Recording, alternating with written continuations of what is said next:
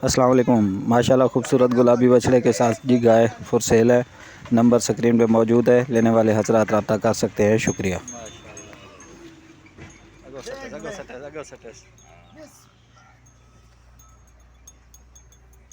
मैं रात छोड़ने को आकर ना शाक बंदे आके तो मजाक क्या करेंगे।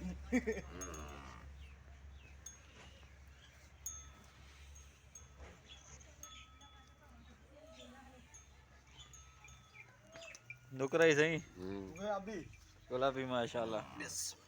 अरे अच्छा भी बात है। बच्चे है ना अच्छी है। बच्चा है ना शायद। बच्चा